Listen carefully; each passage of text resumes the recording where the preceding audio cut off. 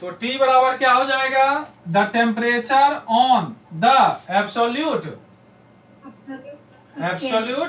Scale. N बराबर क्या होगा? द नंबर ऑफ इलेक्ट्रॉन्स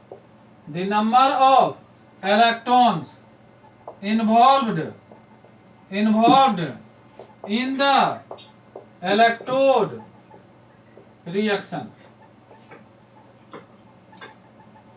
लिख लिए?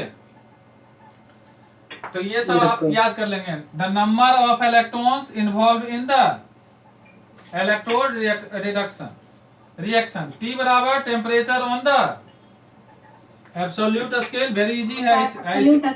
ऐसे भी T का मतलब टेम्परेचर ही होता है। F जानते हैं कि नहीं? दी फैराडे F बराबर क्या होगा? The Faraday. The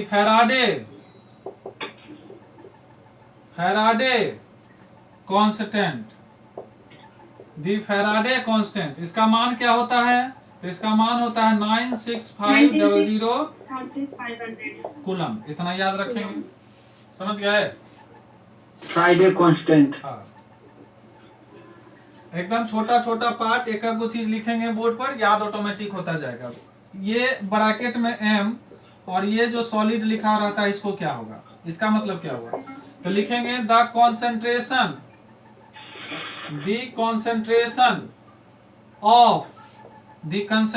of the deposited metal. Deposited का मेटल का मतलब समझ गए? कि डिपॉजिट जो कॉपर आप लोग को डिपॉजिट करवा के दिखाते थे, यहाँ पर होता था ना? Yes, sir. Yes, sir.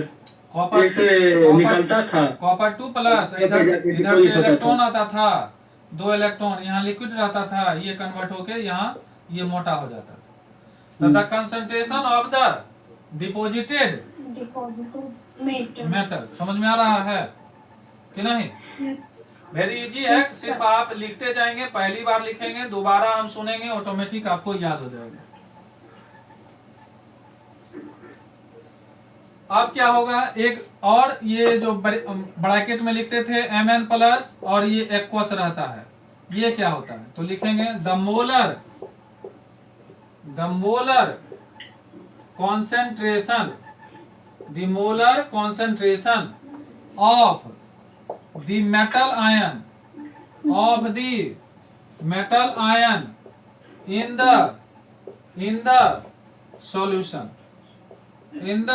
Solution. लिख लिए? Yes, sir. लिख रहे हैं? लिख लिए सर। Yes, sir. चलिए, स्पीड कुछ बढ़ा है, बोलने का भी टेक्नोलॉजी कुछ बढ़ा है। समझ गए? हाँ, तो ये बात हो गया, सॉल्यूशन हो गया। कहां तक हम लोग पहुंच गए? Mn तक हो गया। टोटल कंप्लीट हो गया उसमें कि और कुछ बचा हुआ भी है? इक्वेशन में सब चीज लिख दिए कि कुछ बचा हुआ भी है? हो गया सर। सब कुछ हो गया ना? अब लिखेंगे the concentration of pure metal, capital M और स्मॉल लिखेंगे। The concentration of pure metal को हम M सॉलिड के रूप में लिखेंगे। Is taken as unity. एक यूनिटी शब्द है इसमें, कैसे लिखेंगे सो देखिए। So comma the Nernst, N capital रहेगा, NERNST, अब तो कोई दिक्कत नहीं है। Nernst equation for Mn plus 2M electrode is written as. कैसे हम लिख सकते हैं इसको? लिख लिए? इसको हम कैसे लिख सकते हैं? कंसंट्रेशन ऑफ प्योर मेटल, ये सब जो भी हम लिख रहे हैं ये सब आपको लैंग्वेज तुरंत समझ में आता जाएगा। EMN प्लस ऊपर में ऑब्लिक दीजिएगा इस तरह से, और यहाँ कैपिटल M लिखिएगा, बराबर E0 MN प्लस और ऑब्लिक देकर इस तरह से M लिखिएगा। समझ गए? Mn 2M minus 2.303 RT by NF log 1 by MN plus MN plus और एक्वस और बिग ब्रैकेट में इसको क्या कीजिएगा, एक्वस को भी बंद कीजिए स्मॉल में। फॉर्मूला ये सब डायरेक्ट आपको फॉर्मूला ही पूछा जाएगा, एक दो एग्जाम में डायरेक्ट फॉर्मूला ही पूछा हुआ है इस तरह से, कौन इसमें से नहीं है, थोड़ा उल्टा पुल्टा करके आपको दिया जाएगा। तो ई एम एन प्लस है, यहाँ ई नॉट है देखिए, और यहाँ E M N plus M है।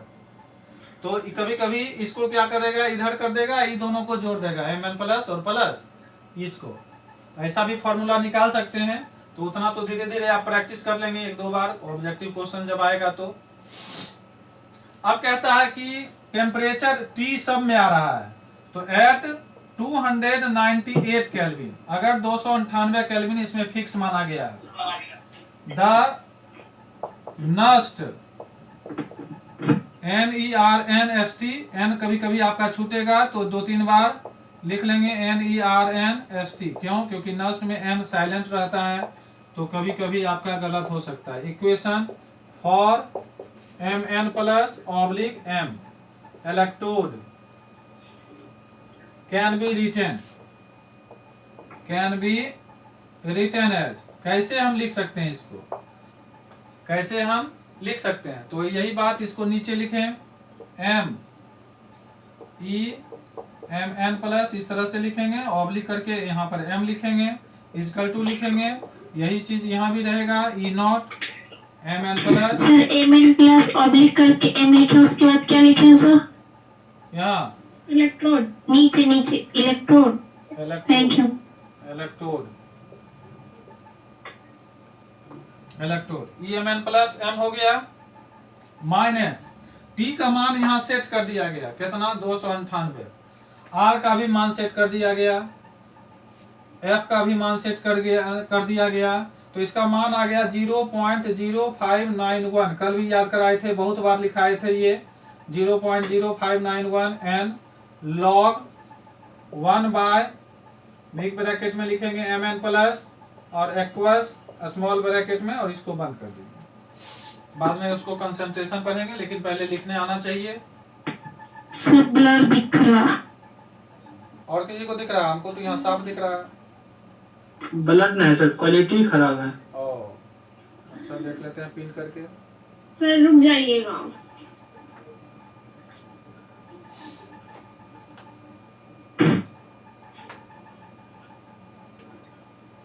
दिख रहा है, दिख रहा है सर, सिर्फ क्वालिटी खराब है।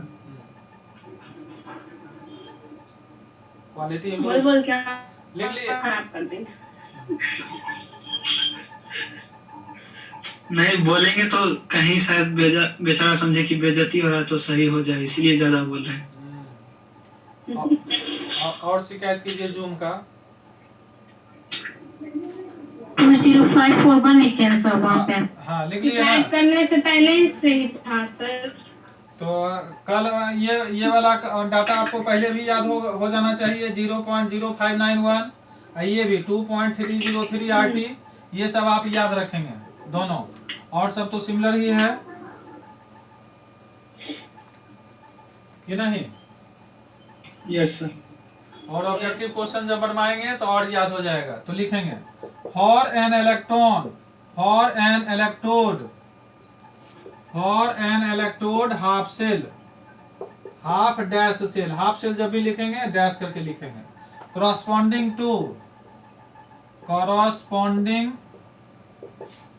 to the electrode reaction, तो एन इलेक्ट्रॉन जो हाफ सेल अगर आप चाहते हैं इसको लिखना के लिए, तो आप जानते हैं कि ये इधर जो हम लोग लिखते हैं ये रहता है ऑक्सीडाइज्ड फॉर्म में, मतलब प्लस रहता है, इसको जब इलेक्ट्रॉन मिलता है तो ये आ जाता है कौन से फॉर्म में, रिडक्शन, रिड्यूस्ड फॉर्म में। तो ये टर्म भी आपको लिखने आना चाहिए, ऑक्सीडाइज्ड फॉर्म, इसे इलेक्ट्रॉन मिला, यह रिड्यूस्ड फॉर्म में चला गया, इसने इलेक्ट्रॉन पहले से दिए हुए था, इसको इलेक्ट्रॉन मिला, ये बेचारा रिड्यूस फॉर्म में आ गया, चला गया। समझ गए। अब इस बात को हम किस प्रकार से रिप्रेजेंट करेंगे नस्ट इक्वेशन में, नस्ट इक्वेशन में किस प्रकार से रिप्रेजेंट करेंगे इसके बारे में बताया है। क्या बताया है, तो लिखेंगे the Nernst equation for the electrode is written as, नीचे लिखेंगे E हाफ सेल डैश कर देंगे E हाफ सेल, फिर से लिख देते हैं एक बार E हाफ सेल बराबर E nought half cell minus, अभी डाटा याद करवाए हैं, कौन बोलेंगे 2.303 RT by NF, तो याद हो गया। लॉग के बाद जो रिड्यूस्ड फॉर्म, जो राइट साइड हम लिखे थे, रिड्यूस्ड फॉर्म ऊपर में रहेगा, रिड्यूस्ड फॉर्म कहाँ रहेगा, ऊपर, और नीचे क्या रहेगा, ऑक्सीडाइज्ड फॉर्म दिख रहा है आपको, ऑक्सीडाइज्ड फॉर्म, नीचे रहेगा ऑक्सीडाइज्ड फॉर्म और ऊपर रहेगा रिड्यूस्ड फॉर्म, लिख लिए। और इसको इसको बड़ी ब्रैकेट में बंद कर देंगे। तो ई हाफ सेल जो है यहाँ पर, ई हाफ सेल कैपिटल में ई लिखेंगे आप लोग, बराबर E not half cell minus 2.303 RT by NF, big bracket में लिखेंगे रिड्यूस्ड फॉर्म, बाय नीचे लिखेंगे ऑक्सीडाइज्ड फॉर्म, उसके पहले लॉग भी लिखना है, उसके पहले क्या लिखना है, लॉग। और इसी में अगर टेम्परेचर को हम इंक्लूड कर दें, इसी में हम क्या करें, टेम्परेचर को इंक्लूड कर देते हैं एट 298 केल्विन, तब क्या हो जाएगा, तो यही बात को नीचे लिखेंगे E half cell half dash cell बराबर ई नॉट हाफ सेल, अब हाफ सेल ई तो दोनों सिमिलर है, माइनस अभी तुरंत बताए थे कि टेम्परेचर जब इंक्लूड कर देंगे तब क्या होगा, फिक्स कर देंगे तब क्या क्या हटा सकते हैं, यहाँ से R हटा देंगे, T हटा देंगे और F भी हटा दीजिए, तो F भी हटा दीजिए, तो क्या मान लिखेंगे 0.059 तो ये आपको याद हो गया। बाय क्या लिखेंगे n तो कितना है, एक इलेक्ट्रॉन होगा कि 2 इलेक्ट्रॉन होगा, उसके उस समय चलेगा बात। लॉग ऊपर में लिखेंगे रिड्यूस्ड फॉर्म ऑक्सीडाइज्ड फॉर्म, हाँ बस आसानी से याद हो जाएगा, ऑक्सीडाइज्ड फॉर्म, समझ गए। Yes sir. तो ये था आपका 73 नंबर पॉइंट। इसके जस्ट बाद हम डिस्कस करेंगे, नेक्स्ट क्लास में डिस्कस करने वाले हैं, उसका नाम लिख लीजिए NERNST', नस्ट तो रहेगा ही, इक्वेशन भी रहेगा।